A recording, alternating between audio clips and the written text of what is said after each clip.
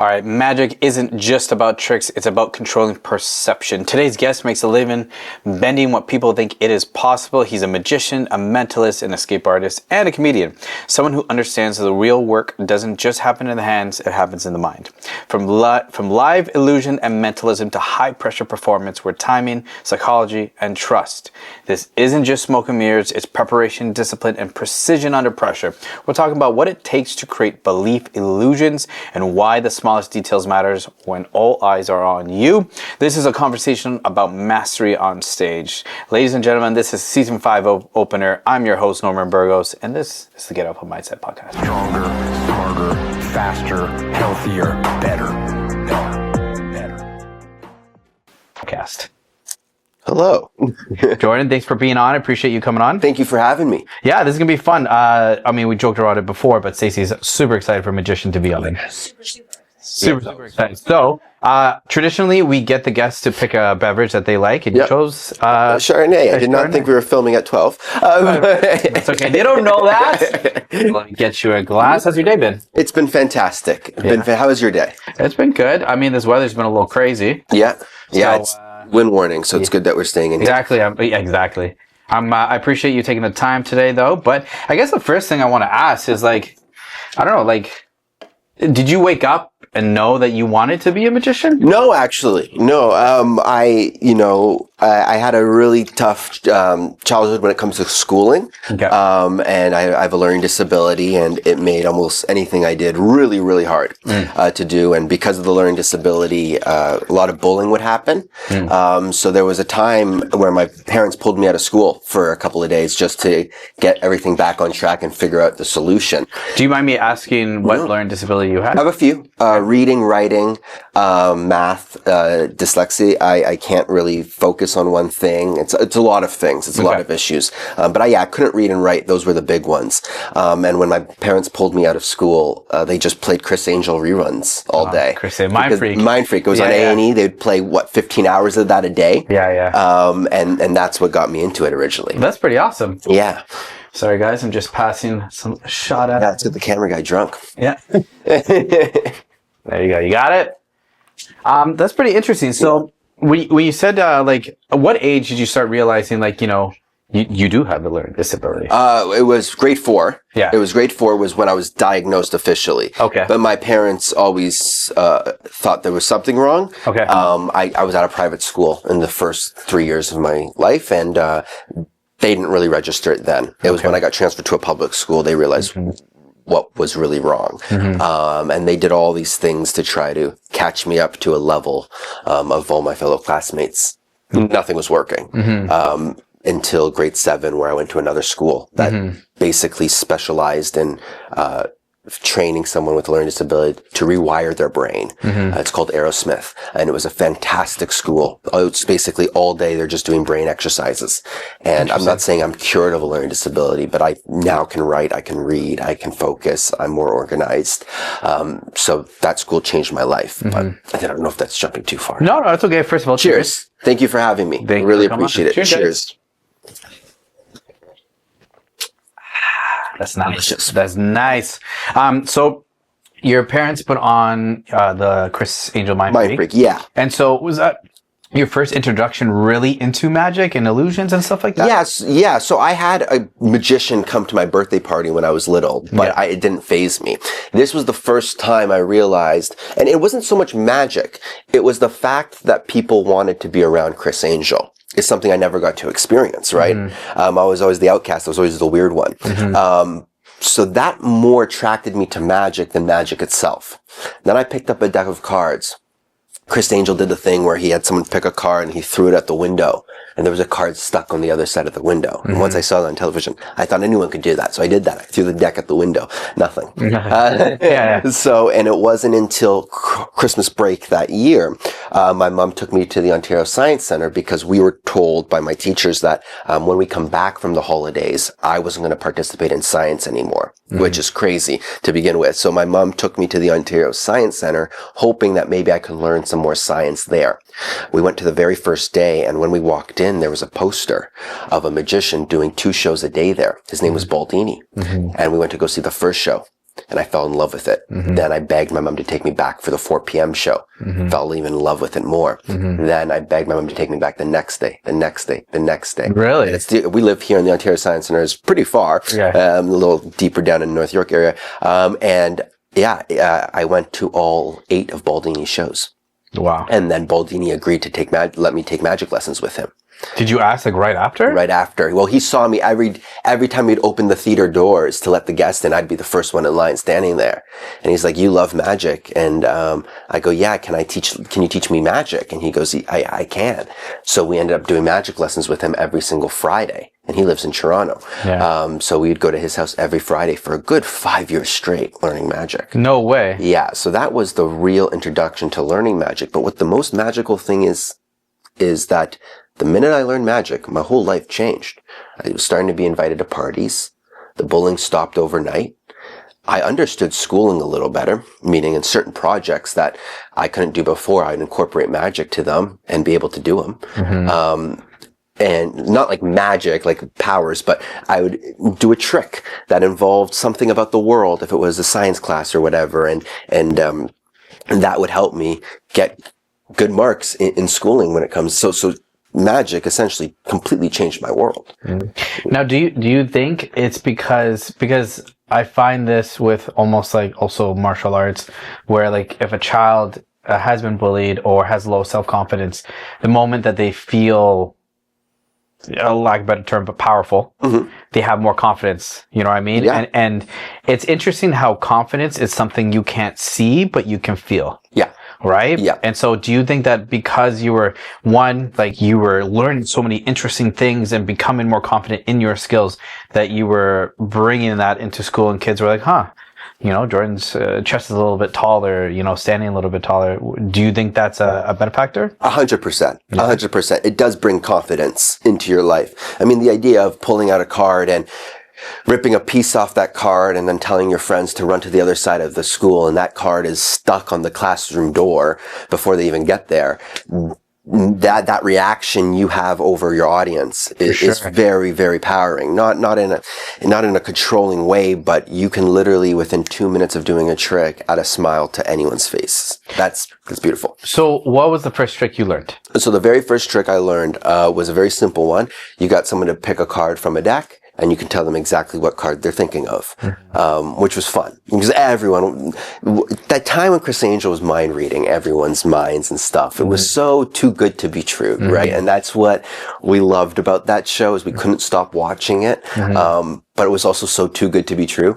That was the first one where I was like, I want to learn how to read people's minds. And that freaked people out. For sure. Yeah. So has there ever been, I guess coming up in the beginning also, has there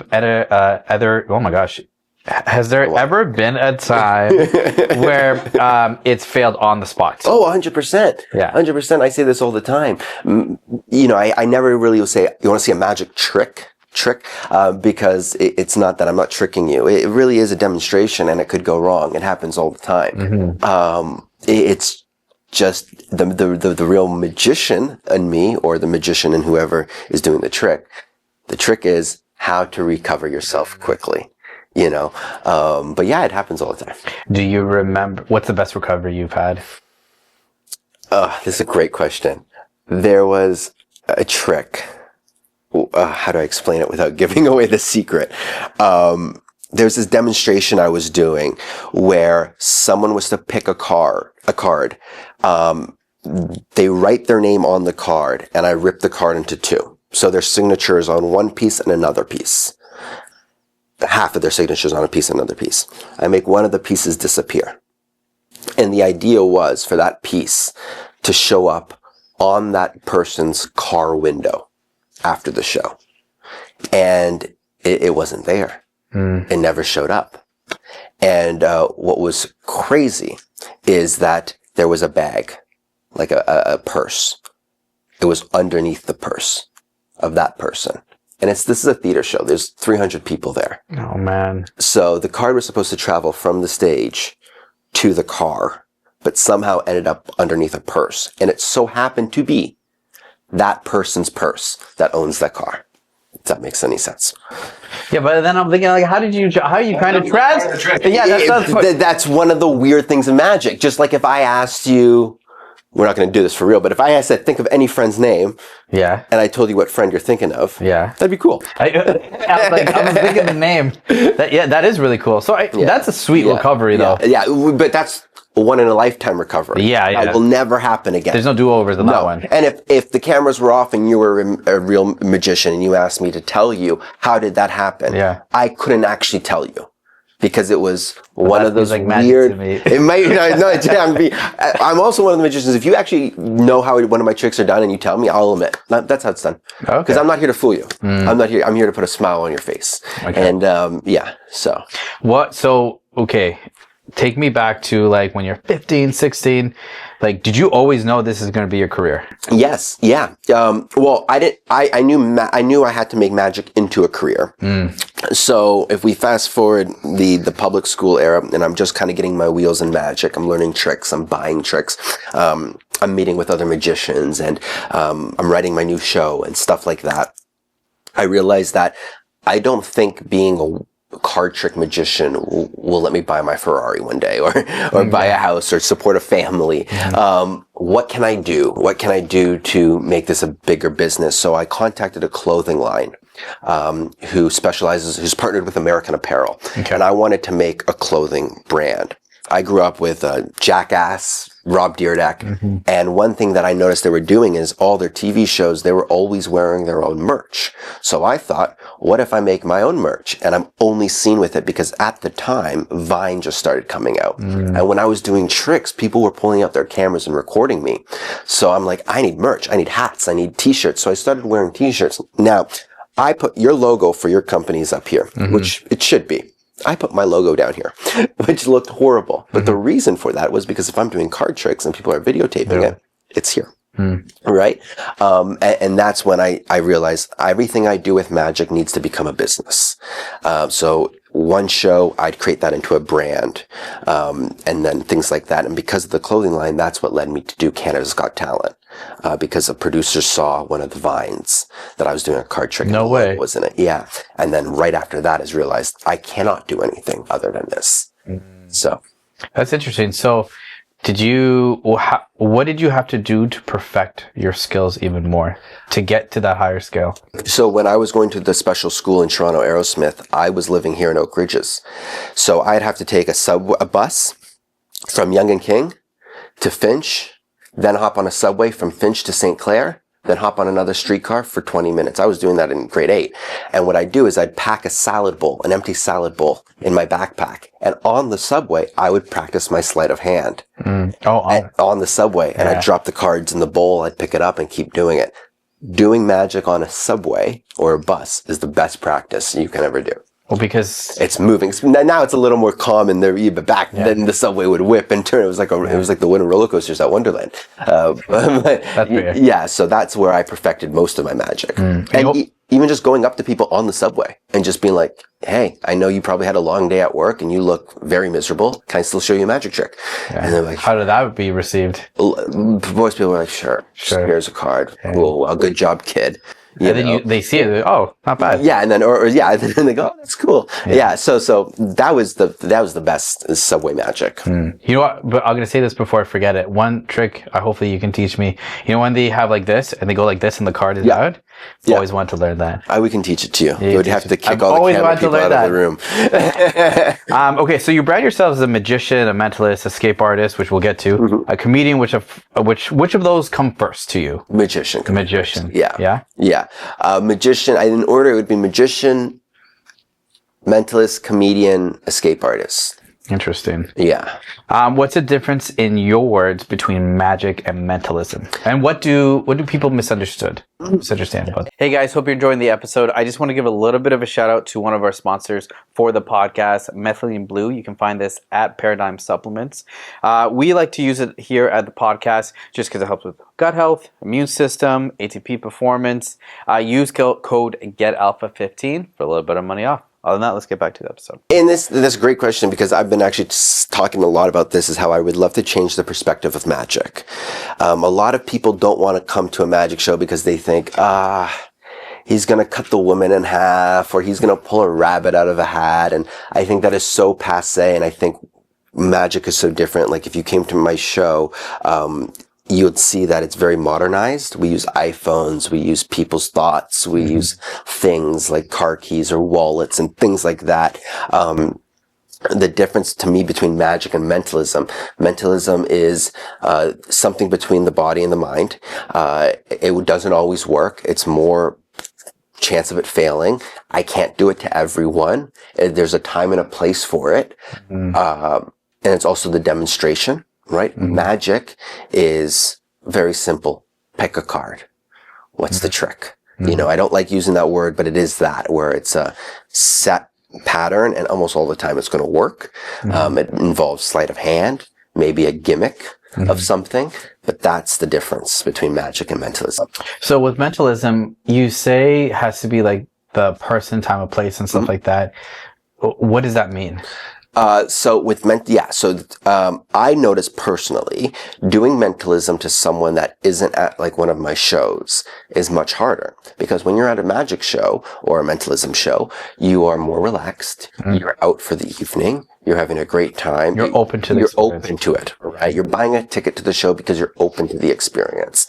If you're walking down the street, walking your dog or whatnot, and I approach you and I say, you want to see a mentalism thing? Chances are I could still do it, but you're a little more guarded, reserved. And I explain this in my show. I can't read everything in your mind. The spouses do enough of that for everyone. But if I give you a book and I say, find one word in that book, that's a mental image, and that's stored in the back of your brain, and that's where I need to access. Now, if I caught you off guard because you're walking your dog or you're leaving the office, you build up a wall. That wall's in the front of your brain, which makes it virtually impossible for me to access the certain part of the brain that I have to access.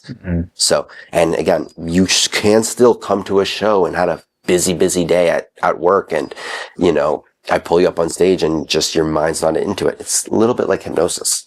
Oh, so I was going to ask you about that. So with hypnosis, like, I can't remember, one of our members here, their husband was hypnotized. And like, I guess a lot of people, when people hear that, they're like, no way, that didn't happen. You played along. Is there a certain amount of like a certain person you pick for hypnotism? So I don't do hypnosis. Okay, but in your personal opinion. Yeah, I think so. I have a bunch of buddies that do it, and they pick and choose. Some don't. Some love going with people they think they're not going to be hypnotized. Yeah, well, yeah, that's because they love the challenge. Of course. And to me, right now in this world that we live in, I don't know if it could be portrayed a little too controlling by some of the stuff that has been hypnotized when people get hypnotized. So I try to stay a little far away from that. Okay. And that's how it goes. Okay. It could get like a really dicey situation there. But again, I know rated R hypnosis people that do rated R shows, and it kills. It kills. I know. I don't know if I could go to them. But I hear they do great at the box office. People love them. Huh. So how do you balance being mysterious while still trying to be funny and approachable on stage? Like right now, like what you're wearing, to me, mysterious. I can say, magician, but you're very sweet, you're very kind, you're very approachable. So how do you find that balance?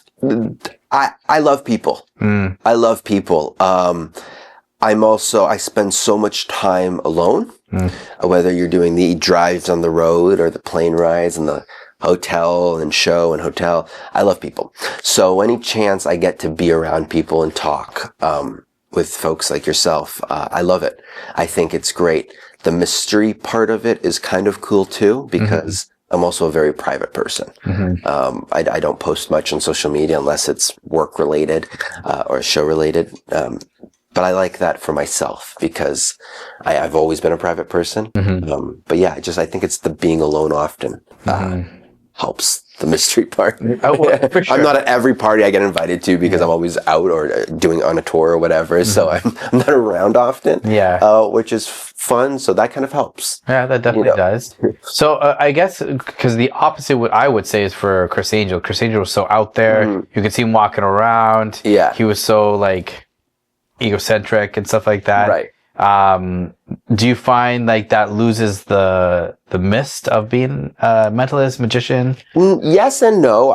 He sorry to interrupt you, because he almost became like a rock star of a magician. Like, Yeah. right? I always say if David Copperfield and the band Kiss had a baby, it would be Chris Angel. Okay, there you go. You know, like it's literally which is great. That's his style. Yeah. I think that's him. It works amazing for him. Chris is fantastic. I love him. And that's his look. And I don't think there's another magician who could be a rock and roll magician. It just works great for him. The difference with him was, to piggyback on your question, because that's a great follow-up, was Chris was a Vegas guy. He was only in Vegas. Chris doesn't tour. Okay. Chris doesn't. He will do maybe a show here and there, but that prime where you saw him everywhere, he would be at every nightclub in Vegas, every press conference, because he was in Vegas. Me, I'm always on the road. I'm going to Owen Sound after this to do a show, and then I have to go to Kingston, Ontario the next day. And you were on a cruise. And I just got home from a cruise yesterday. I was doing 7 days on a Princess cruise. Awesome. I'm not around to be in the one spot. Although I was for 15 years. I was in the Theatre Aurora down the street from here. And that's where my home of magic started for live performance. But with this small little town, you could only go so far. Of course. You have to expand. And there's not many opportunities like what you have given me being on this show. We don't have any of this. We had Rogers Television when I was little, but we know how many people watched that show. Yeah. You know, probably 2. Yeah. And half of them were probably asleep. Yeah. So, that's the difference. We don't have much opportunity here. And that's why I love being here. So when did you start feeling that, like, almost like, I don't want to say I made it in the sense of like a big break, but I know you did Canada's Got Talent, right?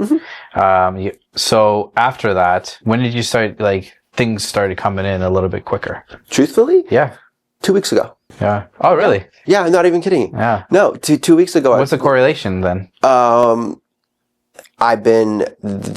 truth is, the last 15 years, I made it in the sense of I was able to make magic a living. But doing kids' parties and doing corporate gigs can only take you so far. That's not what you want to do as a made-it magician. You want to pack your show up on a plane and be traveled. I was in Dominica for a show. I got to Panama. Wow. I've been in Mexico. I've been on 2 cruises. When the cruise said, and cruise entertainment is the top of the line entertainment. Yeah. When they approach you and they want you on the show, to me, that's a sense of making it. Because that's a multi-billion-dollar company who prioritizes their entertainment. To me, that's it.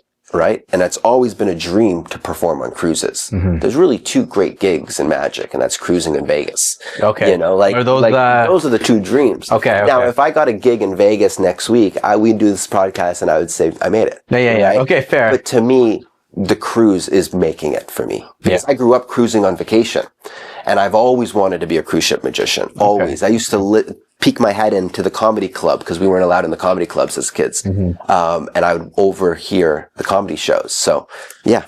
It's that 2 weeks ago when I got my first cruise ship contract is when I was like, that's it. We've done it. That's beautiful, man. Yeah. So how do you plan, like, your show? Yeah, great question. So I wrote a show I wrote, I think, 18 shows now. But the one that has stuck the most is a show called The Experience, which is the show that got picked up by Princess Cruises. And that show I wrote in 2017. That show was written in a perspective of the audience. At that time, I was kind of lost in my own headspace. I just moved out of my parents' house. I had a very blank slate in my mind of what I want to do next in my life. I was just 18, just got my first car, figuring out how to make magic a living, knowing there's not much I can fall back on if this doesn't work. And I wanted to give the audience an experience of a lifetime. And I was going through some personal issues, and I thought, if I went to a show right now, what can take my mindset off of the problems that I was going through? How good does the trick have to be for me to forget about everything? And that's when I wrote The Experience. And then I realized, what if I can make people leave here believing in something that they never thought they could believe in. So it's all these ideas. Then it goes to, how do we make this into a full-on show? What demonstrations do we have to do to be so strong to make you forget about this problem? What do I have to do here to make you believe in this, or make him believe in that, or you believe in that? It's all different perspectives. If you come to the show believing in magic, mentalism, illusion, comedy, escapes, all of the above or none of the above, that's your personal journey to leave the theater with. But what if I can alter a few of your thoughts to make you go home and question what you just saw? Was that reality? Or was that just an illusion? And how long can that question last in your mind? Are you going to be thinking about it 2 weeks later, 3 weeks later? My goal's forever. Yeah. So that's how I plan and plot my shows. And so when you practice things, do you practice alone? Do you practice with somebody else? Family member, significant other, like? Yeah. So my significant other is my guinea pig. So Nice. she gets it all first, because I'm too shy to try for other people. So it's her first. Then I'll try it to my dad. He's one of the biggest supporters. And then what I'll do is, when I have a sculpt of a show, I'll do a small showing. So I'll bring 10 of my friends over. And then I'll do the show for them in my living room. And then maybe book a comedy club, do it at a comedy club. And then it will kind of, I have a friend that asks, can I do a magic show for them? They don't really have much of a budget. I'll do it for that. Yeah. So now that's a party. And we kind of like. So you really space it out, like, how long is that? 4 months? Yeah, that one was a couple of months, because that was a much easier show to make. I just finished writing a show in October called Destination Unknown, and it took me 4 years to do all. 4 years? Yeah. Wow. It's a bigger than life show. It's completely different from the experience, and that's exactly what it is. So, interesting. And that took 4 years. Wow, 4 years. So have you ever wrote something, tried it, and almost like very much to the last minute, you're like, we're not doing this anymore? Yeah. 100%. And then you had to like add something to it? Happens all the time. Yeah? And I could just tell you for Destination Unknown, because it was just recent, 4 years, there was this demonstration in the show. It was in the show. It was rehearsed close to 100 times, maybe even over. I had specially made props for it, specially made tables for it. And every single time, I loved it in the look of the show, but it didn't feel like the show. And I was holding on to it with my heart, because I just felt like it worked for the show. And the last rehearsal I did before we loaded the show into the theater, I had a producer, a friend of mine, say, you got to cut it. Really? Yeah. It's just a great routine, but it just doesn't look good on you. And it was like, okay, well, maybe that's what I needed to hear. So last minute, what we did is we realized we don't need to fill it. The issue is the show isn't flowing because of it. So if we took it out, the show will still flow better. It was a smaller routine, like 3-4 minutes. So it wasn't a crazy time we had to fill. How long are your shows? So when people book me for their events, they can choose. I recommend always 45 to 50 minutes. But when people buy tickets to a theater show, it's around 2 hours, 2 45-minute sets with a 15-minute intermission. You kind of get the magic and the comedy and the escapes at the first part of the show. The second part of the show is mentalism. So people feel like they bought a ticket to two different types of magic. Have you ever had somebody like try to mess you up? All the time. Yeah? All the time. You always get those douches, right? Yeah, the 6-year-old parties. Yeah. Oh, yeah. So in that situation, do you just try to like, kind of like, oh, okay, we're not doing this here? Yeah. Just because like, not even the sense of just not letting your trick be ruined, but like you're ruining it for everybody else now. It's not even just you, right? Yeah, it happens all the time, but only at kids' parties. Nowadays, I think people are way too skeptical of being a heckler. Yeah, good. I don't know if it's the phone thing. I almost never get heckles on at theater shows. Now I'm going to the UK to do a tour, and I heard that they have no holds barred there. They love having fun, so we'll see there. But here in Canada, no, we never heckler. But kids' parties, that is I can go What to age? What age? 6. And is it the 6-year-olds or is it the parents? No, it's actually funny. No, the parents are out drinking. Oh, yeah. They leave me with the kids. Yeah.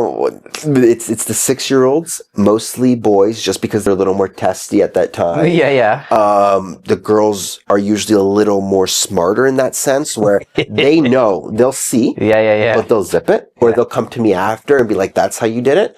The boys will not give a crap. Yeah. They will stand up and tell you that ketchup bottle is foam. That's how you made it disappear. And it's like, oh, well, he's right. So I now start doing adult magic. Mm-hmm. If I don't do kids parties anymore much. Unless it's a special request. Unless it's a special request, which you could request me a special thing. But it's a little more advanced magic now. Okay. I think also the brains of a child is way more advanced.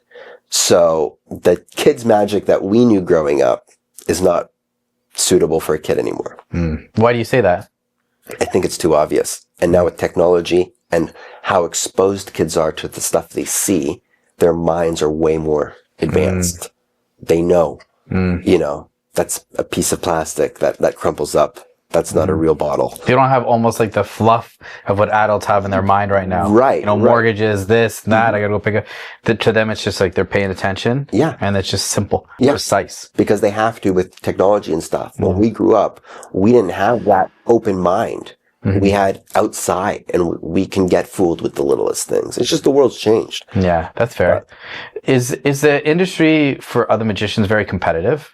Are you guys good to each other? Well, is it like, is it like comedians, like some comedians can kind of take another joke? Mm-hmm. Is it the same thing? It's like, it's kind of like a dog world. I'll take that trick. I saw you do it once over here. I'm going to perfect it. Yeah. Or you tell other people about is it like that? Yeah. Oh, I was hoping not for you. No, so it's a double, it's again, a double-edged sword here. I have some great friends in magic, and even non-friends in magic that I know are just great, solid magician dudes that are just good, kind people. We have it's a class act. You make a trick, you perform a trick. Even if you don't, you make a routine. You don't steal it, right? That's just. I feel like that's like a cardinal rule, though. Cardinal rule. Just like if you're a comedian, you don't go to another comedy show and heckle the comic. Yeah. It's the 101, right? But there are these magicians, and there's quite a few of them, that will snake and weasel their way to grab routines and tricks or tear down another magician, so yeah, it could be pretty cutthroat, unfortunately. I've recently have cut down my community of magicians to probably about 5 of them. So yeah, it could get toxic for sure. Yeah, I could imagine so. Do you do magic tricks like when you're trying to date your now wife? Yeah, that's how I got her. Yeah? Yeah. I had to ask. Can I ask which one? Yeah. So it's a trick. I got her to pick a card. Do. So I met her in grade 9. Okay. She didn't want anything to do with me. Who date the magician kid? Yeah, look at now. Oh, it's hypnosis. I got her to pick a card, and I said, write your name on it. Nowadays, because I'm mature, I say, write your credit card number. Yeah. But back then, I said, write your phone number. Yeah. And she did. So, and she did. So later that evening, I gave her a call, and she decided to go out on a date with me. And ballsy. Yeah, I like it. So you've been together since? Yeah, since grade 10. So grade 10. Yeah, 10 years. 10 years going to 11. So yeah, and she's the rock to a lot of my stuff, like whether it's the marketing, or even the show. She's a really nice mind when it comes to the production aspect of things. So she can see things where oh no, this light needs to be blue, shining this way. That'll make the trick look much. Oh, so it's really cool that you guys can work together. And then she does all my marketing and stuff. So she's solid. Yeah, she did all the marketing for this. Yeah, that's beautiful. And then when you met her parents, you're like, I'm a magician. Yeah, they actually came to my show. I met her mom at a dinner, but her dad and her sisters and everyone came to my show for the first time. Yeah, that was a great place to meet your future family. So yeah, they liked it. It was fun. That's beautiful, man. Yeah. So your live show is described as an interactive mentalism show where audience choices shape the impossible. What does interactive mean to you? Very much involved. So right off the bat, the minute someone enters the lobby to the theater, they're approached. and they're asked to write down a random number on a sticky note. Like approached by you or somebody else? By someone, one of my team members. Yeah. And to write a number on a sticky note, fold it up it's on a piece of paper, fold it up and bring it back to your seat. So now you have a room of 200, 300 or whatever amount of people that are all now participating in this one demonstration. Mm-hmm. That number is all added to a ballot box that will stay on the stage the entire time, never leave the audience's sight. Mm-hmm. That number is pulled out from the box and it has to do with the show. So right off the bat, interactive, everyone's involved. And then there's multiple parts of the show where I just throw a ball to you and just be like, name anything. So everyone is going to be picked at one point or another, to the most part, unless it's a bigger theater. Yeah, of course. Yeah. For the most part, yeah.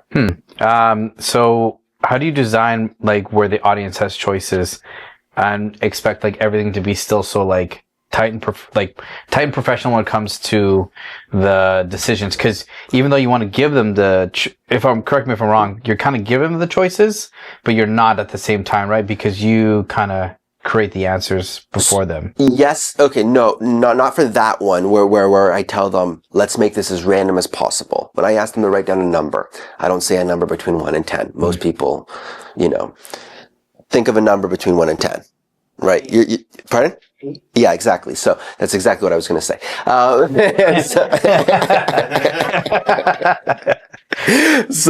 Perfect. What I say is name a number, write down a number, or what the person who one of my team members says, write down a number, but we want this as random as possible. So don't write a number down that is 2 digits. Write down a number that's more than 5 digits. Oh man. So now it's literally impossible. Don't write something down you'll remember because we want this random. Don't put your name on it, and make it random. Write 1 billion, whatever, or you can write 3333333333333. It could be anything, like as random as possible. We want to avoid that speculation where it's like, oh, he put me in a box, where it's now 1 to 10. He has 8. Right, 8. Exactly. Yeah, we were going to say that. Yeah, we were. Yeah. Interesting. How do you keep a show fresh when you've done it like dozens and dozens and dozens of times? Especially if you're like on a cruise. Do you do that same show every night? Do you have like 3 and then you relay them? Like if there's 2 parts to that question. The experience, which is the current show I'm just touring with right now, that show all has to do with the audience. So every show it's different, which keeps it fresh naturally, right? Because everyone will write a different number down. Everyone will say a different name. Everyone will pick a different word in a book, which is fantastic in the sense of you can book me to come do your party 5 times in a row. I could do the same show. It will always feel like a different show. It will create a moment where no one will ever be under the same roof at the exact same time. So everything in this show is super special. And then as for the cruise, it's always different. My current contract with them is just 2 shows twice a night, 2 different shows. So let's say Monday I'll do the Experience 7 and 9 in the big theater, and then I'll do my second show, Destination Unknown, on let's say Friday 7 and 9 in the comedy club, or vice versa. Interesting. So yeah. So without exposing any secrets, what's your like creative process to doing like a new routine? Do you start with a fact, a story, a joke, an emotion? Like how do you build what you have? Emotion, yeah, is a huge one. I love putting my emotions in my magic. My creative really comes from being in a hotel. If I'm in a hotel, I can create some really wonderful things. And then after I create the idea or the emotion, I go, what can pair well with that in the magic realm? So then I'll start going through all my list of all my demonstrations and all my magic that I've learned. What can work here? Do I need to buy something new?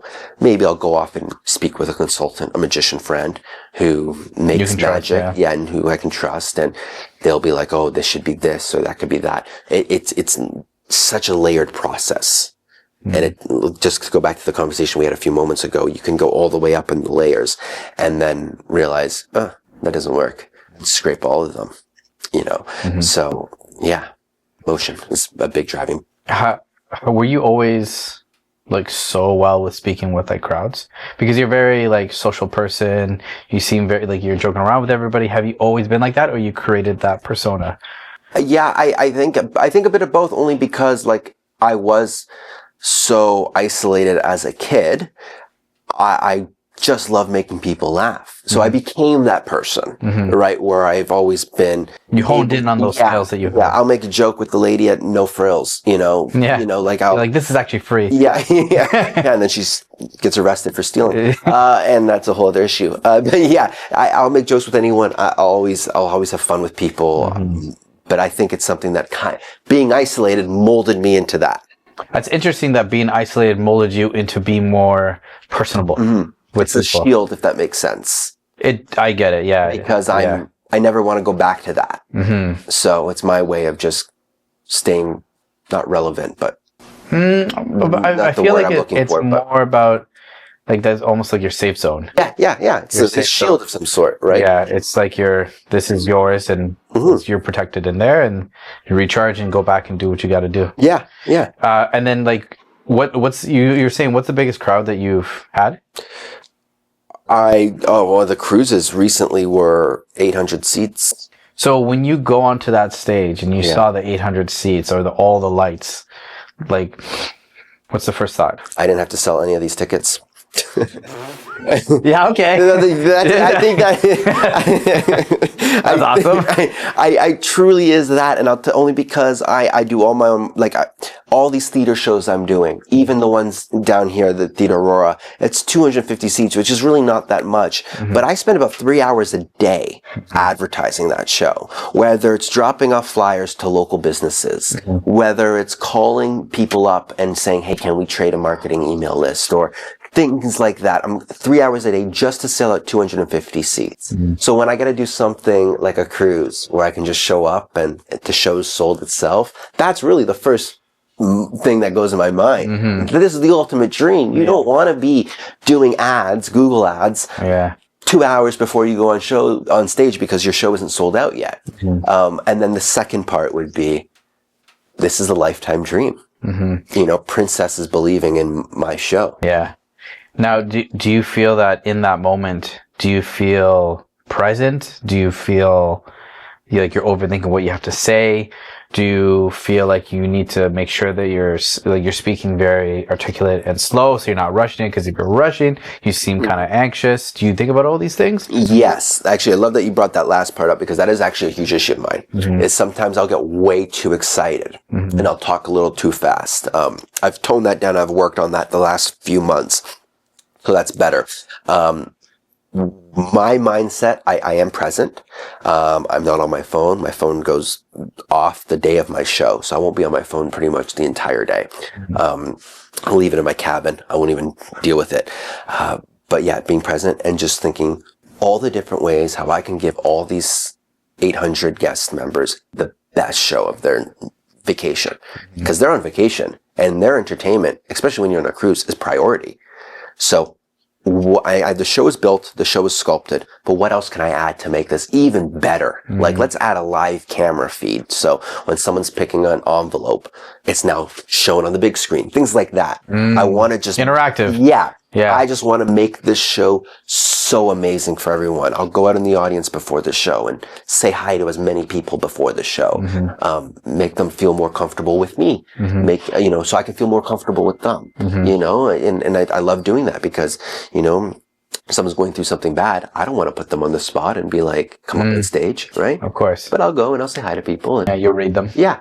So. So when you were perfecting and honing your skills, did you read up on any books for reading people, for being able to speak, communication, any of that stuff? Yeah, there was this one book, the title's escaping me, but it was recommended by one of my mentors. But I spent a lot of time, reading was really hard for me, especially as a young age.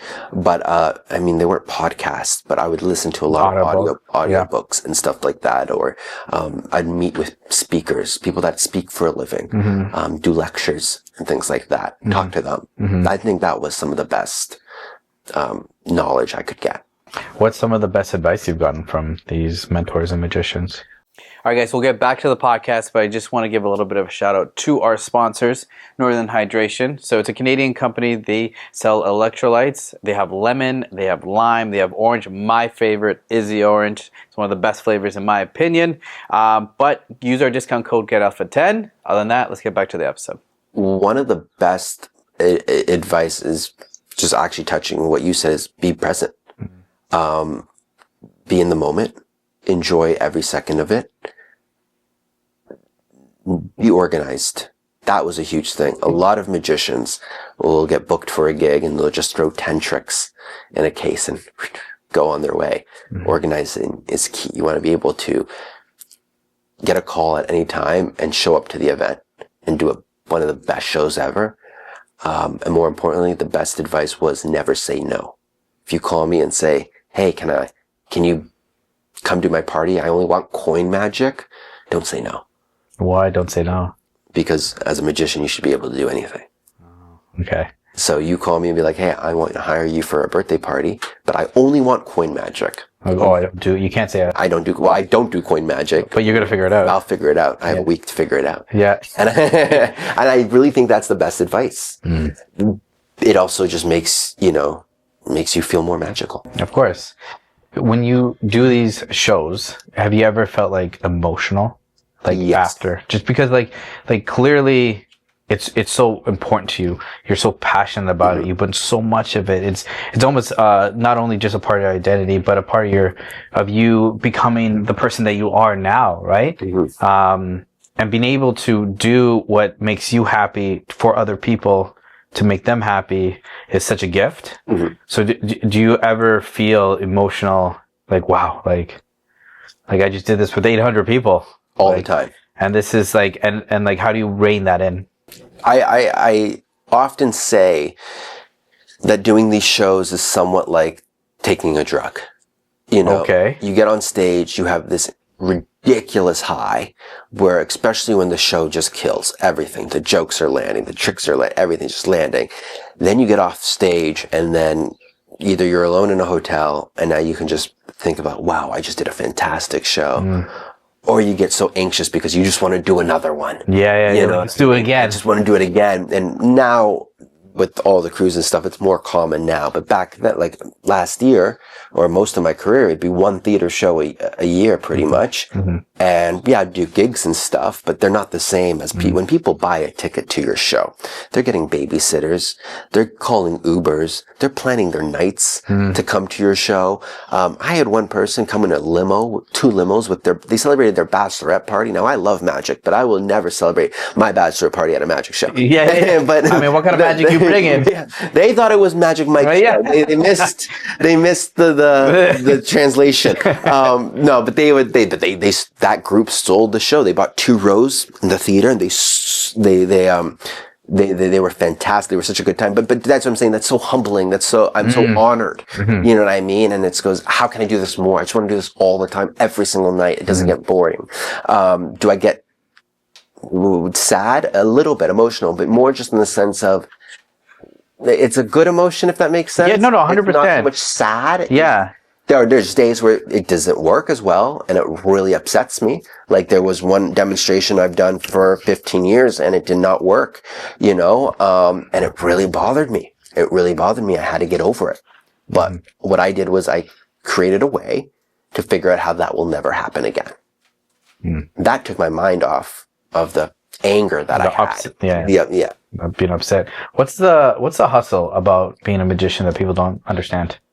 I think it's the gigging world, the driving to an event to get paid. Well, back things change obviously with the rates and pricing, but when you're first starting off, you're driving for 3 hours to you're paying your dues to do a $50 kids show, get diapers thrown at you. Yeah. Then pack up, and then you got to go do another 4 hours of walk around magic at, a Boston Pizza, for $100 and a beer. And then, so it's just a grind, When you have better contracts in place and better clients, you can pick and choose what you like and exactly what you want to make it look like you're just showing up to have fun. Yeah. And do your magic, So. That's fair. How do you compartmentalize when you've had a bad day, or you mentioned before that you were going through things? How do you compartmentalize to give these people the best experience? Yeah, well, when it's a back-to-backer, if I'm doing a show in Mississauga at 1 p.m. and a show in Richmond Hill at 5 p.m., my number one rule is if that first show was bad, if anything happened in that show that messed up, do not take it to your next show. Right? You're walking into that new show. You leave it. You leave it. You'll work on that when you get home after both of those shows. Don't even think about it. But I've developed a system where it's all organized, where it's a very much go in, do your show, and move out. Right? It's kind of like this beautiful wave that just goes in and out. So yeah, interesting. So your site highlights 12 hours in a coffin. yes. I was waiting for this. I couldn't wait. Walk me through that preparation. What that looked like physically, mentally. Yeah. Explain to the audience like exactly what you did. So I love David Blaine. Yeah. Love I do love too. David Blaine. And I wanted to do the buried alive. I wanted to spend 12 hours buried alive. So I had this idea. This was the pandemic was just finishing up at this time. So I guess I was kind of a little. I love it. You said party. finishing up. Yeah, I was finishing. Like, I mean, It was like a little bow on top. We're down here. That's actually very funny. No, I was just finishing up at the time. Things were starting to get back to normal. So I was a little late to this, but the idea was, I'm a stage performer. I'm not a social media guy. I know you have to be a social media guy to be in this entertainment industry. That's not me. I want the stage. I want live audience. So during the pandemic, I just took the time off. Like, I just chilled. But I realized, what if I did some escapes that created some buzz on social media? So I thought, let's bury myself alive. And then I realized, how does one bury themselves alive? And who does it? So I did some research on it, realizing how it's a real thing where people. How do you research that? There's a huge history behind being buried alive. Yeah, which is crazy. Which is wild. It's insane. There was a guy in Vermont who, I believe in 1983, was buried alive by mistake. He was pronounced dead, and he was buried alive. Do you guys do you know the saying "Saved by the Bell"? I know the show Saved by the Bell. Yeah. Well, they came from most coffins used to have a bell attached to the top. So if it rings, that means the person inside is still alive. Oh. So crazy. Yeah, so we're just researching the people that were by accidentally buried alive, meaning they were pronounced dead. One lady was buried alive by mistake, and her sister refused. She got buried. Her sister didn't make the funeral because of travel plans. She decided to come to the gravesite the next day and demanded for her to be raised up so she could give her sister one last hug. And when they did that, her sister came out of the coffin and gave her a huge hug. Traumatic. This is a true story. This is, crazy, right? Yeah. So then you go through the magic, right? Then there's a magician by the name Joe Burris who buried himself alive in 1994, I believe. And in front of his two kids. He was an escape artist, a fantastic escape artist and magician. But he did a plexiglass so people can see him being lowered in the grave. And then they were going to put cement over him. And the cement broke the coffin and he died instantly. Joe Burris buried alive and then I became close with his son because I wanted to approach the situation because I wanted to do it. I found his son. His son wasn't willing to talk to me for a while, but then after us becoming close friends, he realized that, his dad I was trying to explain to him that his dad was fantastic. You might not see it if you're not a magician, but in the magic world, he was a fantastic magician. And we were still very close, and he sent me all these flyers and posters of the Joe Burris Buried Alive stunt, and it just fed me information, and I got all this information by all these magicians.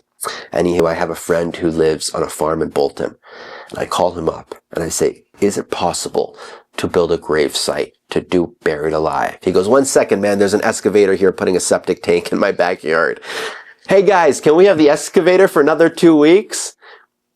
Yeah, man, we're good. What date do you want? And I just said, this is probably the weirdest thing any friend will ever ask you to do. He just said yes? He just said yes. Now he is right, but he was always a huge supporter. Okay, yeah. I used to do birthday parties, and he would come. I used to do his kids' birthday parties, and he would always pull me aside and be like, "Jordan, you're too good for this. You need to market yourself like that. He was always such a huge supporter of mine. But he lives in this huge property. So we build this big grave site with this excavator, and, he's a woodworker. He had someone living with him that did a lot of woodwork. So he built a coffin for me, and we were just off. We're good to go. And we just started it right away. There was really no practice. There's gotta be practice. How do you practice? I don't know. I'm asking you. Yeah. How do you practice that? I bought a body bag. Okay. And I slept in a body bag for a while. Like overnight? Overnight in my room. Zipped up? Zipped up. Because Completely? body bags are tight. Next to your wife? Next to my wife. Yep. Just in case? Yeah. She's just like, oh, I waited for this moment. And yeah, so just for the breathing technique, but that's really all I could have done. And I did it in November, which was a very cold month. So. Did you do that on purpose? No, we only had 1 week in November before his corn started growing in his fields. So it was that one time, and then obviously we couldn't do it in the snow. So it was the 1 week, very little practice time, just go. And I wouldn't wish it on my worst enemy. Okay, but you chose to do it. Yeah. Okay. Yeah, this is my dude. So I would imagine that you practice like breathing. Yeah, with breathing techniques, I'd go to a pool. Yeah. Not the same thing, but I'd go in the pool and count underwater breathing, practice that stuff. The thing is with being buried alive, it's such a mental thing. A human is not supposed to be underground, buried alive. Like for 12 hours, correct? For 12 hours. It's kind of like if you're hanging upside down by your feet, let's say, I mean, you just decide to drop. Naturally, you're going to put your hands above your head to stop you. Imagine if you didn't. Like, I can imagine it's like jumping out of a plane, right? Your mind tells you you're not supposed to jump out of a plane, but people do it. Burying alive is weird. It was the weirdest thing. It was the hardest thing mentally. Because I'm trying to think of like what our audience would say. Like, were there times where like you, like, okay, I gotta get out. Like, this is it. Nobody's gonna care. Yeah, constantly. And did you have a timer? Yeah, so we live stream the entire 12 hours. So you can go into my YouTube, my Facebook, my Instagram at any of those 12 hours. And it was constant live streamed. We had a camera above the grave and a camera in the coffin with me. And then we had a timer. So I knew the 12 hours is all I needed to do. And a good thing I did it, because when we got out, one of the walls of the coffin were like this. So if we were in there for any longer, it would have collapsed 100%. If that soil got any warmer, good thing I did it throughout the night. Soil was hard. But if it was throughout the day, that coffin would have 100% caved in. And do you have like a light inside? I had an LED, like, so you can see that. Yeah. And then live stream, people would be like messing with me, like, "Oh, dude, there's a snake behind you." You can see the live stream? Yeah, we were live streaming because they were trying to keep me. My team was scared of me hallucinating underground. That's what their biggest fear. Is that like something when magicians do this, they practice that that happens? Yeah, hallucinations above ground could be deadly. Underground is like, forget about it. So they were like, "Why don't we feed you parts of the chat to just stay sane?" Yeah. And you can. So did you have like something in your ear? No, we had I wasn't allowed having anything in my ears because if anything cracked or creaked, I needed to be able to hear it. So there was no headphones, and it was certain parts they would feed in through a mini speaker. So I don't know if you're allowed to say this, but like, what was the fail safe if like something came in, or there was none? Like, this was Being honest, yeah, there was none. Oh wow! Now looking back on it, it was stupid, and. It looks cool though. It looks amazing. Very few people could say they've done it and survive. Yeah. But it was also it was a young man who had a really cool idea. Yeah. It got accepted, and I just ran with it. Okay. There was very little time to even process what could have happened. It was, yes, build the coffin, practice 3 nights in, go swimming. By the 5th day, we were doing the stunt. Oh, 5 days. Yeah, it was almost no time. This is a game day decision. Yeah. Yeah. It was just because I also wanted to do it so quick because I didn't want the owner of the property to realize this is crazy. Bad idea. I don't want the excavators to find out and be like, this is a bad idea. So I didn't want it to. And I had COVID during that time as well. Someone on the team got COVID and everyone got it, and I never got it throughout the entire pandemic. So but that was the time you got it. That's the time I got it. So I did it with a whole nasal infection, and yeah. So do you plan to sleep in it? Did you like sleep for 6 hours and wake up like I got 6 more No, hours? I was advised not to sleep just because what was for my family. I didn't want my parents to turn on the live stream and see me sleep in a coffin underground. So, and there's parts where I was dozing off for sure. But at the wood, you would hear creaking in the wood, and then I'd rewatch the footage because we had cameras and you didn't hear them. I would hear like pops, and there was coyotes circling outside the top of the coffin at one point, because it was in a farm field. So, yeah, it was just the weirdest thing in the world, man. Oh, interesting. So you also did a straitjacket escape over a bed? Over a bed of nails. Bed of nails. Tell me about that. Houdini. Houdini. Yes, that is a Houdini one. Houdini loves hanging upside down in a straitjacket. That was his thing. I just wanted to change it up. So I thought if I did a bed of nails and I was over, if I don't escape in a certain time, I would drop head first in the bed of nails. That was another stupid one. That seems less stupid though than the other one. They're both silly. Yeah, but the funny part about the bed of nails is the stage was so big. Yeah. And the bed of nails was probably from where you are to where I am. And it was really under me. But if you're actually sitting, the bed of nails could be way far back and it still looked like it's underneath. Yeah. But I didn't even think of that until I watched the footage. Like, damn it, I didn't even have to. Yeah. So I was like, damn. But yeah, that was, we were filming a TV show at the time.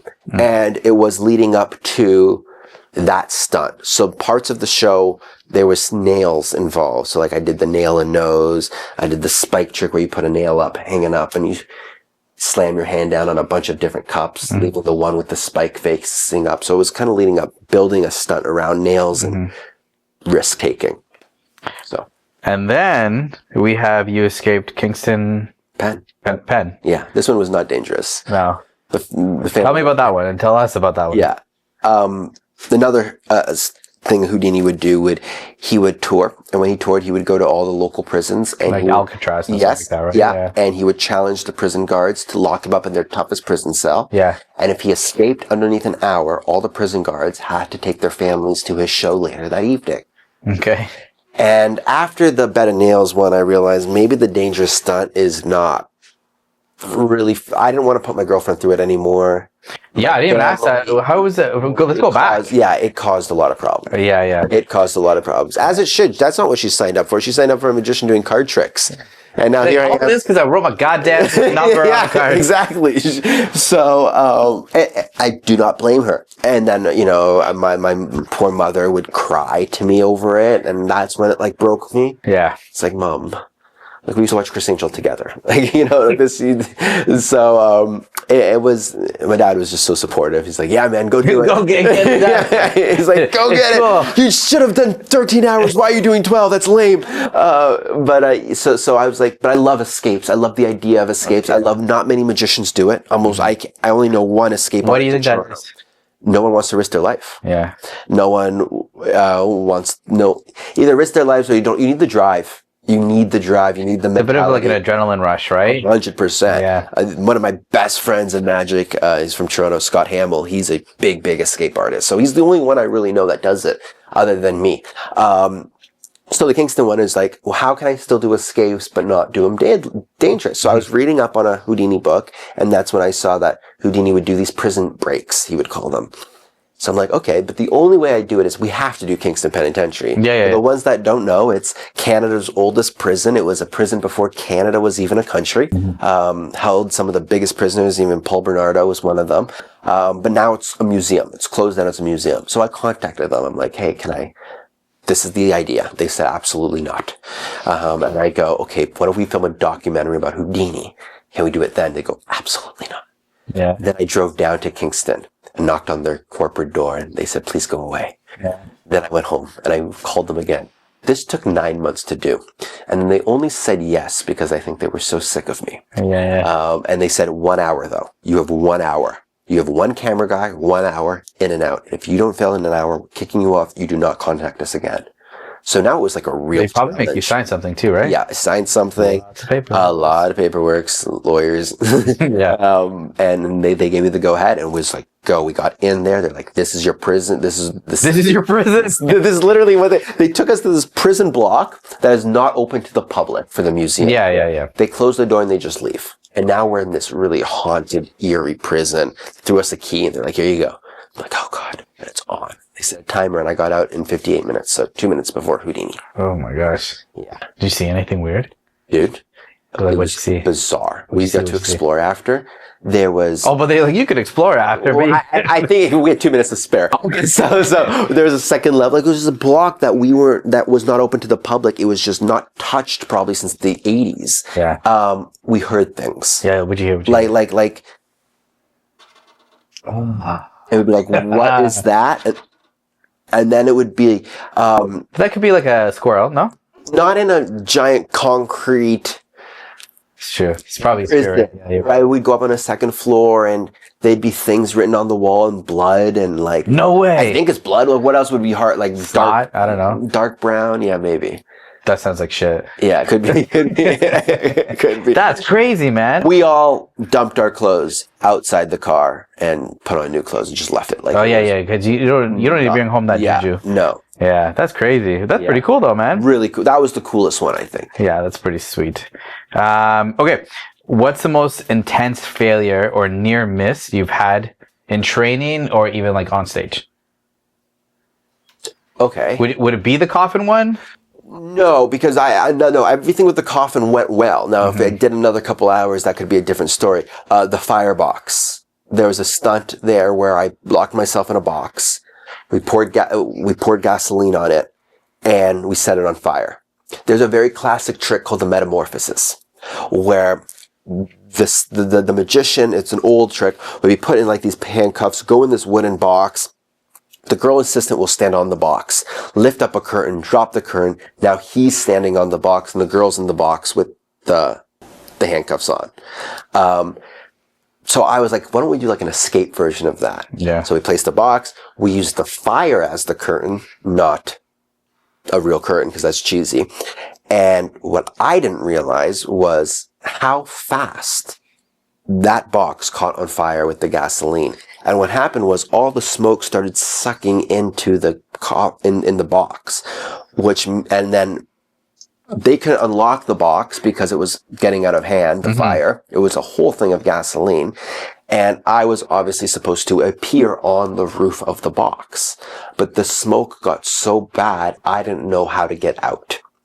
And that was I didn't feel like I was going to die being buried alive. Now, looking back at it now, and after seeing the coffin and stuff, how it went, that freaks me out like no other. Like I get chills.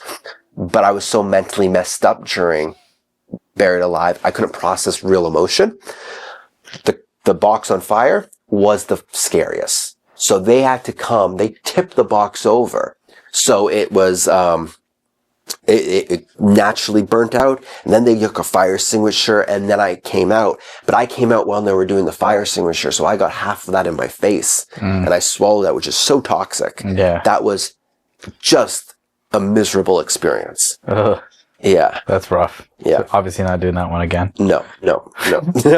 Do you have like a pre-stunt or show like routine? Mm-hmm. You know what I mean? Like what does that look like?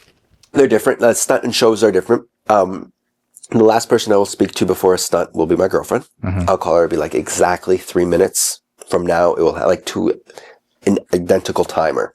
3 minutes to the timer. I'm going to be doing said stunt. You'll hear from me or someone on my team in exactly 6.5 minutes. That would be that one. Then I take a moment and I just look over everything. The coffin is where it needs to be. The box, the fire extinguishers are exactly there. I go over with my team exactly what everything needs to be done. A show is a little different. A show I like to be in my own dressing room. I take a moment to just look over my set list, even though it's been the same since 2017. Yeah. But I just look over it and then I breathe.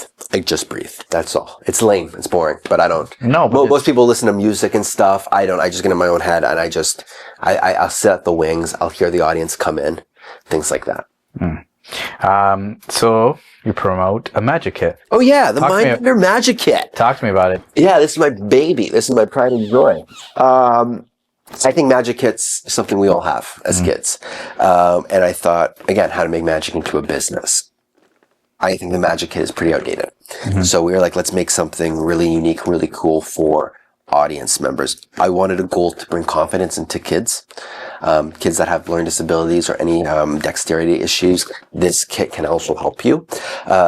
This is also the only magic kit that does not come with any paper instructions. So all the instructions are in video form. It's 4.5 hours of video taught by me. That's pretty cool.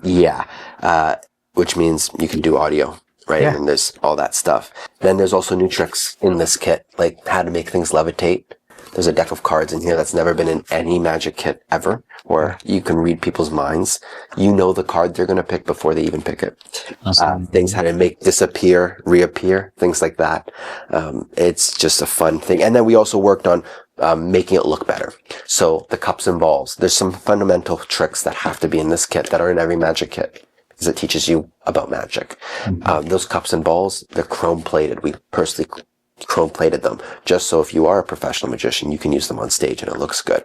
Okay. We also wanted to make this kit for everyone. So it comes in 3 levels, beginner, medium, and advanced. So no matter who you are, whether you're a kid or an adult, this kit's for you. And we sell them everywhere. On mindbendermagic.com or local pickup. Love it. How long did that take to build that? 3 years. 3 years? 3 years, and it's all in-house. I love that. So me and my buddy, Jonathan, he lives in Newmarket. We teamed up on it, and we've been selling them. That's awesome. When somebody's learning magic, what's the first skill they should obsess over? Sleight of hand, timing, confidence, misdirection? What would you suggest? Great questions. Thank you. You've been doing this for a while. Some bit. That's great. I always say confidence. Yeah. Misdirection is nothing if you don't have confidence, right? If I'm not confident in fooling you or making you not see what you shouldn't be seeing, then you're going to see it. So confidence is first. Then work on what you want to learn in magic. I've always wanted to be a mentalist. Never wanted to do the coin tricks or the card flourishing and stuff. So I never spent time in that. I've always wanted to be a mentalist. Find what part of magic you like by just studying it. Now we have such a huge variety of magic, whether it's the Penn and Teller Fool show and things like that. Go see live magic. That's another thing. See as much live magic as possible, but build your confidence. Once you have confidence mastered, then work on sleight of hand. Although the confidence and the sleight of hand do go Hand in hand. hand in hand. Yeah, exactly. No pun intended. Because if I can do something to you that involves sleight of hand and you don't see that move and you're fooled or you have that reaction, that will give you more confidence. Interesting. What's the biggest mistake beginners use that make tricks look obvious? Overselling. Overselling. No, not like that. That's the coin. That's the coin. I love that. And then what's the wildest reaction you ever gotten? Like from an audience? Or Yeah, I've had a lady throw her phone at the wall and shatter it. And it had nothing to do with the phone. Her phone was in her arm. She did a card trick. And the deck of cards turned into a glass. She's like, no. And she swore and she threw her phone at the wall and it just shattered. And I'm like, well, that was stupid. And that was probably the weirdest one. I've had people run out of the theater. And I'm like, can they come back? We have empty seats. Yeah. Doesn't look good. So that was, That's pretty the crazy. phone was the craziest one. I was like, I wish I was recording that. So if there's because it seems like there was a lot of support from your family. If there was a parent right now listening to this and they know their child, is into something that is, maybe unconventional, what would you tell them right now to support that child? Support them, right? It's very important, especially if we're talking child. Child is the key word here. I'm so blessed to have grown up in a world where we didn't have technology. I know that life has changed, but if you have a kid that wants to do anything, support them as much as you can, because you probably do not know how much that's going to change that kid's life, especially if we're talking again child here. It's very important, child. Maybe they don't know about certain things that are happening in that child's life, and maybe dancing is the way out for that kid, or singing is the way out for that kid, or magic, or even sports. So that's the thing. If my parents didn't support my magic, I would have spiraled into a huge depression, because magic was a blanket to the real problems I was going through. And I don't even think they knew it at the time, because back then learning disabilities weren't so common as it is now.